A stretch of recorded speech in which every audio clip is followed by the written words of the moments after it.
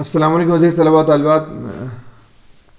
یہ آج ہماری 9th کلاس کی اسلامیات کا حدیث نمبر 3 ہم پڑھیں گے. تو پہلے ہم حدیث کو پڑھ لیتے ہیں، اس کے بعد ہم دیکھتے ہیں. بسم اللہ الرحمن الرحیم صلی اللہ علیہ وسلم. جناب نبی کریم صلی اللہ علیہ وسلم نے ارشاد فرمایا کہ خیرکم من تعلم القرآن وعلمہ. خیر کسے کہتے ہیں؟ خیر کا مطلب ہے کہ بہترین. ایک ہوتا ہے اچھا، ایک ہوتا ہے بہت اچھا، بہتر، اور ایک ہوتا ہے بہترین جو سب سے اچھا ہوتا ہے. تو خیر کا مطلب بہترین. تو نبی کریم صلی اللہ علیہ وسلم ارشاد فرما رہے ہیں کہ خیرکم من تعلم القرآن وعلمہ، کہ تم میں سے بہترین شخص وہ ہے جس نے قرآن پاک کو سیکھا اور اسے دوسروں تک سکھایا. اب دیکھیں، ہم جو ہے اپنے یہ جو احادیث مبارکہ ہوتی ہیں جناب نبی کریم صلی اللہ علیہ وسلم کی، یہ آخری پکی ایک بات ہوتی ہے کہ اس کے اندر جو ہے وہ اس کے یعنی کہ ایسا نہیں ہوتا کہ جس طرح ہماری بات ہے کہ اس کے اندر کوئی شک وغیرہ کی گنجائش. جناب نبی کریم صلی اللہ علیہ وسلم کی باتیں اس قدر سچی ہوتی ہیں کہ ہماری آنکھیں تو دھوکہ کھا سکتی ہیں، ہمارے کان تو غلط سن سکتے ہیں، لیکن جناب نبی کریم صلی اللہ علیہ وسلم کی بات جو ہے وہ غلط نہیں ہو سکتی. تو فرمایا کہ تم میں سے بہترین شخص وہ ہے جو قرآن پاک کو سیکھے اور اس کو سکھائے.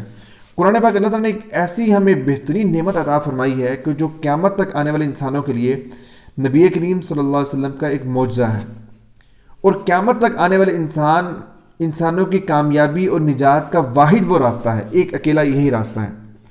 اور ایسی زبردست کتاب ہے کہ ہم عربی پڑھنے والے، عربی جاننے والے ہم لوگ نہیں ہیں. ظاہری بات ہے ہماری مادری زبان اردو، سرائکی، پنجابی، پشتو، یہ جو ہے نا ہماری جو زبانیں ہیں، ہماری اردو عربی سے ہم واقف نہیں ہیں. لیکن قرآن پاک کے اندر اللہ تعالیٰ نے بار بار مخاطب کیا ہے کفار کو کہ اگر تم اس کا مقابلہ کرنا چاہتے ہو، اس کو جھٹلاتے ہو تو مقابلہ کرو. لیکن آج دیکھ لیں 1450 سال گزر گئے لیکن کوئی شخص اس کا مقابلہ نہیں کر سکا. اور اس کے اندر اللہ تعالیٰ نے ایسے ایسے علوم بیان فرمائے ہیں، دنیا کے علوم بھی اور آخرت کے علوم بھی، اور ایسی ایسی چیزیں بیان فرمائی ہیں کہ انسان کی عقل دنگ رہ جاتی ہے. کہ ظاہری بات ہے کہ ایک جو پوری کائنات کو ڈیزائن کرنے والی جو ذات ہے، بنانے والی جو ذات ہے، اس کی کتاب ہو تو اس کے اندر وہ کیسی باتیں انہوں نے تو اللہ پاک نے پوری کائنات کی حقیقت کو اس کے اندر بیان کر دیا. سورج چاند کے نظام ہے، زمین کا نظام ہے، ہماری قیامت کا منظر ہے، ہماری جو ہے وہ دنیا کے اندر کامیابی ہے، ہماری آخرت کے اندر کامیابی ہے، ہم نے بادشاہت کیسے کرنی ہے، ہم نے جو ہے وہ عام زندگی کیسے گزارنی ہے. ہر ایک کے بارے میں جو ہے بڑی بہترین طریقے سے اللہ تعالیٰ نے رہنمائی فرمائی ہے. اور اسی کی وضاحت ہے احادیث مبارکہ کہ نبی کریم صلی اللہ علیہ وسلم نے قرآن پاک کی وضاحت اپنی حدیث مبارکہ کے اندر کی کہ قرآن پاک کی اس آیت کا یہ مطلب ہے. ان کو پھر کھول کر ساری حدیث مبارکہ کو بیان فرمایا. تو آپ ارشاد فرما رہے ہیں کہ تم میں سے بہترین شخص وہ ہے جو قرآن پاک کو سیکھے.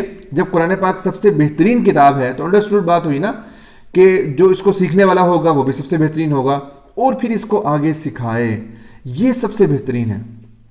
اور ہم یعنی کہ اس کو اتنا زیادہ اس کا مقام ہے، اتنا زیادہ مرتبہ ہے جو قرآن پاک کو سیکھنے، ایک خود اچھی طرح سیکھے اور اس کو آگے سکھائے، کہ وہ دو لوگوں میں سے سب سے بہترین شخص ہے. آج ہم اپنی زندگی کا جائزہ لیں. کیا ہم قرآن پاک صحیح طرح پڑھ سکتے ہیں؟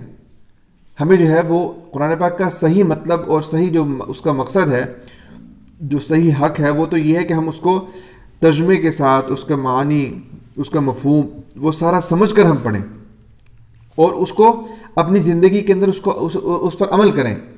لیکن ہم کتنے افسوس کے ساتھ یہ بات کہنا پڑتی ہے کہ ہم قرآن پاک کے جو الفاظ ہیں، وہ پہلا جو سیڑھی ہے، پہلا جو سٹیپ ہے کہ الفاظ کو صحیح طریقے سے ادا کرنا، ہم الفاظ کو بھی صحیح طریقے سے ادا نہیں کر پاتے. آپ دیکھ لیں کتنے سارے آپ کو مطلب جو ہے نا، اب ایک بس ہوتا ہے کہ بس قرآن پاک پڑھانا ہے. جس طرح ہم دنیا کے معاملات میں دیکھتے ہیں نا کہ اچھے سے اچھا اسکول ڈھونڈتے ہیں، ٹھیک ہے، اس اسکول میں پڑھنا ہے، بہت اچھے اسکول میں پڑھنا ہے، وہاں پڑھائی بہت اچھی ہے.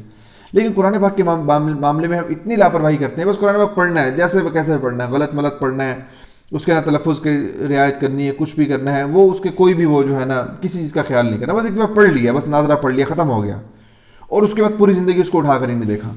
اس کے اللہ پاک ہم سے مخاطب ہو رہے ہیں. اب دیکھیں قرآن پاک ہم بغیر سمجھے پڑھ رہے ہیں اور ہمیں پتہ ہی نہیں ہے قرآن پاک کے اندر کیا لکھا ہوا ہے. تو یہ ایسے ہی ہے کہ جیسے کوئی شخص جو ہے نا، میں آپ سے بات کر رہا ہوں اور آپ کو میری زبان ہی نہیں پتہ، میں آپ کو سمجھائی جا رہا ہوں، آپ کو اردو آتی ہی نہیں ہے، آپ تو کسی اور زبان کو جانتے ہیں، آپ سنی جا رہے ہیں میری بات کو، اور آپ کو لیکن اردو ہی نہیں آتی. بعد میں پتہ لگے آپ کو اردو آتی نہیں ہے، تو میں اب کیا کہوں گا؟ میں کہوں گا اوہو، میں ساری محنت ضائع ہو گئی. تو اللہ جل شانہ ہم سے باتیں کر رہے ہیں اور ہمیں پتہ ہی نہیں ہے کہ اللہ کیا باتیں کر رہے ہیں. تو اس لیے اپنی زندگی کے اندر اس بات کو جو سب سے اوپر رکھیں کہ میں نے قرآن پاک کو صحیح طریقے سے اس کو سیکھنا ہے، کسی بہترین عالم دین سے، کسی جو ہے نا وہ ماہر سے جو قرآن پاک کے ماہر ہوں. یہ بھی نہیں کہ ایسے جو ہے ہر آدمی ماہر نہیں ہوتا، قرآن پاک کا ماہر ہوں. اس سے پہلے الفاظ کو پڑھنا سیکھیں تلفظ کے ساتھ. اس کے بعد جو اگلا سٹیپ جو ہے قرآن پاک کو ترجمے کے ساتھ، اس کے مفہوم اور معنی کے ساتھ کسی جو ہے وہ زبردست عالم سے، اور ان سے ٹائم لے کر، ان سے جو ہے کسی استاد صاحب سے، ان سے پھر جو ہے قرآن پاک کو سیکھیں.